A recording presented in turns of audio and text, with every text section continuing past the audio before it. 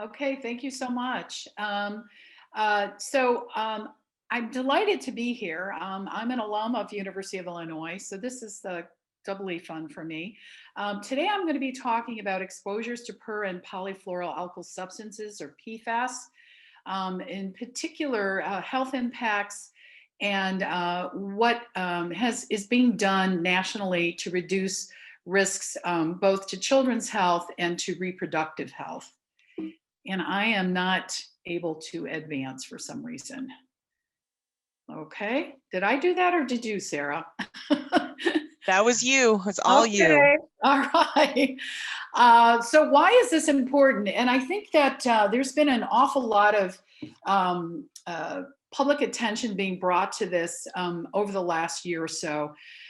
But it is important for a variety of reasons. And the first is that most of us have PFAS in our serum based on the NHANES data. Over 90% of us have some level of PFAS exposure in our blood.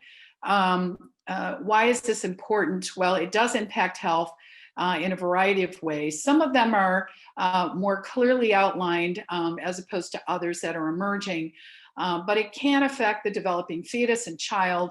It may increase cancer risk. We'll talk a bit about all of these. It has the potential to bioaccumulate. It has long half-lives, and some of them decades. And in many states, the PFAS levels exceed EPA's lifetime health advisory in drinking water. And so there are a number of states that are looking at using filtration systems, which we'll talk about in a bit too, to do a little bit more protection from the drinking water supply from PFAS. How did I get involved with this? I am a PI of a pediatric environmental health specialty unit, the Mid-Atlantic Center for Children's Health and the Environment out of Region 3. And about 6.5 years ago, we were funded to do, at the time it was called PFCs, to do some education of health providers because there were some issues found in the drinking water of PFAS around some of the military bases in that area, specifically in Pennsylvania. And so we got to work in learning more about the science behind this and being able to talk to clinicians in the event that they would get questions from their patients living in that area. And so this is a bit of a primer. My apologies to people that already know this, but I think it's useful to appreciate and become aware of what this chemical family, which has thousands of chemicals in it, we'll be talking about some of the health effects from PFOA and PFAS primarily, but it is a large family of chemicals that have long carbon chains and are very resilient and do not degrade very easily. Because of this, they're used in many products. So they're used in nonstick cookware. They are used in stain-resistant carpeting and clothing and waterproof clothing. They're used in paper and cardboard packaging, and firefight, special kind of AFFF firefighting foam. We are learning too that the exposure pathway, while typically through drinking water, can also be found in air and dust from these materials flaking over time, from fish in contaminated waters, in produce. If you have PFAS in your water and you're watering plants, or if the agricultural industry has it and they're watering their crops, many plants will take up the PFAS. We also know that, okay, let me see, there we go, that there are other exposure points and pathways for PFAS. We know, and there's been some great studies coming out over the past year looking at cord blood, and breast milk. And of course, we know about occupational settings way back when the Hallmark study, the C8 study, was done, and specifically looking at workers in DuPont's plant. So where are we at today, and what do we know? I have to tell you that every month I get a listing of all the new research that's been conducted in this area, specifically related to health. And there are more and more articles that are being published in this area. We know that there can be a tendency for increased cholesterol levels. We also know that there's an increased risk of high blood pressure or preeclampsia in some pregnant women. There are also changes in liver enzymes that is being reported in the literature, decreases in infant birth weights, although small, they're still reported, increased risk of kidney or testicular cancer, and more recently, a decreased vaccine response in children, which with the COVID issue is becoming even more concerning. We often get questions from audiences, both professional and community groups, about blood testing for PFAS. And particularly in areas where there is a reported increase in PFAS in the water.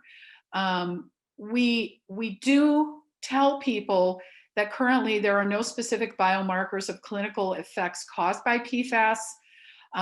And while it does confirm that you've been exposed, it does not implicate or indicate particular health effects or the source of the exposure. And so it provides a pretty raw estimate of whether you've been exposed or not.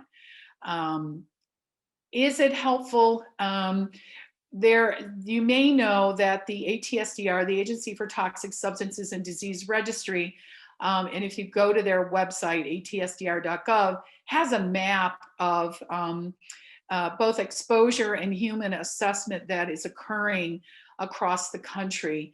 And part of this biomonitoring is to begin to look at baseline levels, to confirm exposures, and to really start looking at the prevalence of individuals that are above the known toxicity levels.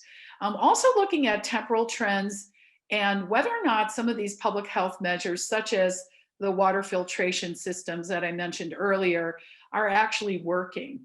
And so they are conducting both serum and urine tests on humans, and they're doing drinking water testing and dust testing in the homes.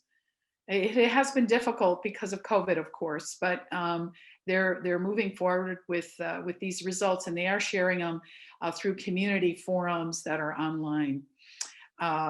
So what can these levels not do?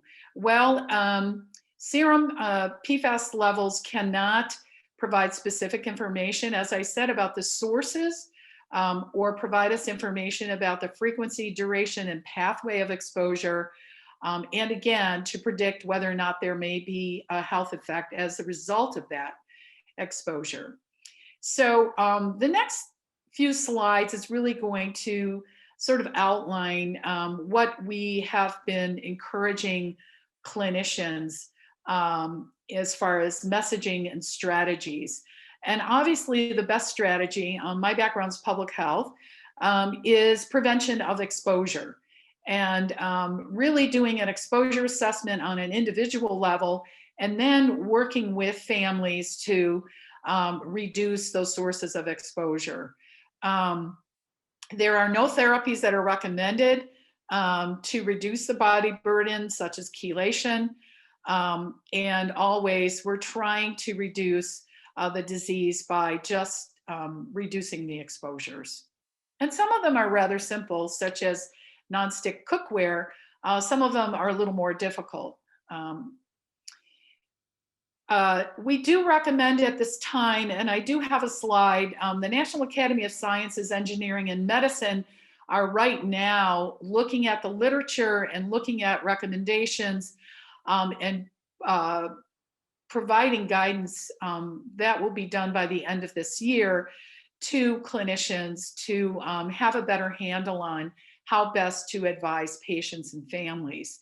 Right now, we recommend performing routine diagnostic and screening tests based on a thorough history, doing an exposure assessment, and using their clinical judgment based on the other risks that the patient and or family may have.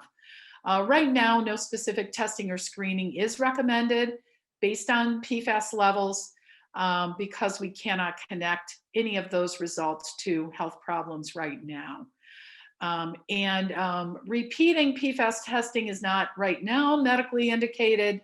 There are a number of folks on the East Coast, Northeast, that received a test as a part of a concern on a military site, but it is not indicated to have that repeated right now.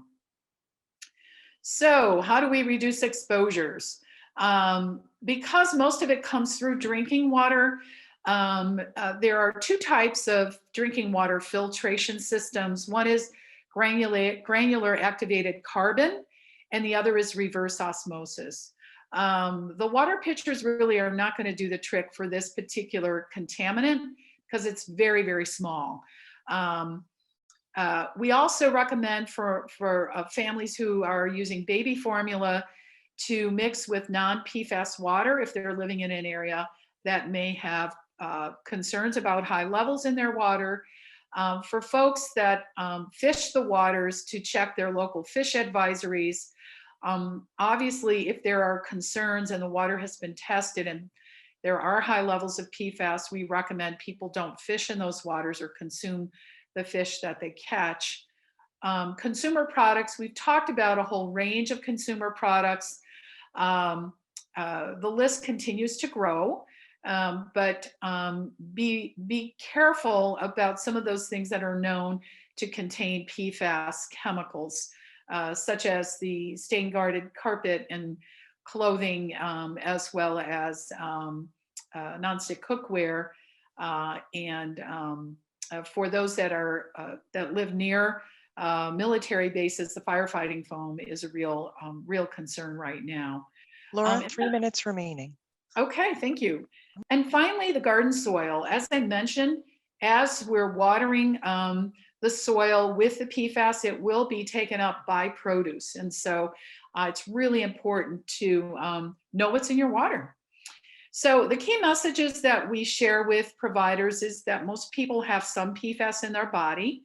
The most important step is to reduce exposure, and we do include home filtration systems, whether it's under the sink or whole house, if people can afford it.